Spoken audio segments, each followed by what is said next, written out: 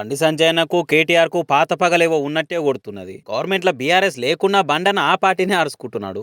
కేటీఆర్ మీదనైతే అగ్గి మీద గుగ్గులమే అవుతున్నాడు. ఎలక్షన్ లో ఓడిపోయినా కేటీఆర్ సార్ కు అహంకారం దగ్గలే అని సంజయన సలసలాగా ఆగుతున్నాడు. ఎవ్వరు చెప్తే అయినాడు, అహంకారంతో ఉంటాడు.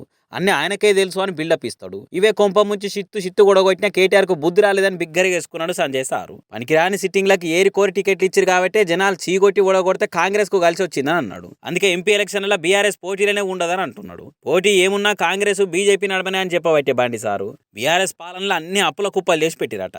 ఇప్పుడు బీఆర్ఎస్ లీడర్లు చెప్తున్నట్టు అంత మంచిగానే జరిగితే వాళ్ళన్నట్టే 50 లక్షల కోట్ల రూపాయల సంపదన సృష్టిస్తే 1వ తారీఖు నాడు జీతాలు ఎందుకు ఇయ్యలేదు అని లాజిక్ క్వశ్చన్ అడిగిండు బండన్న. అంత మంచిగానే ఉంటే మరి సర్కారే భూములను ఎందుకు అమ్మవలసి వచ్చింది అని దుమ్ము దులిపిండు. దళిత బంధు అని గొప్పగా చెప్పుకున్నారు. మరి అందరికి దళిత బంధు వచ్చిందా అని ప్రశ్నల మీద ప్రశ్నలు వేసిండు. వాళ్ళన్నట్టు అంత మంచిగానే చేస్తే ప్రజలు సర్కార్ని ఎందుకు మార్చినట్టో చెప్పాలి అని అన్నాడు. ఇంత చిన్న మ్యాటర్ కూడా అర్థం చేసుకోకుండా పెద్ద పెద్ద లావు మాటలు మాట్లాడుతున్నాడు. కోపం అయిండు. సిట్టింగ్ ఎమ్మెల్యేలను మారవాలన్న సోయి కూడా లేని పార్టీ బీఆర్ఎస్ అని గుస్సా అయిండు.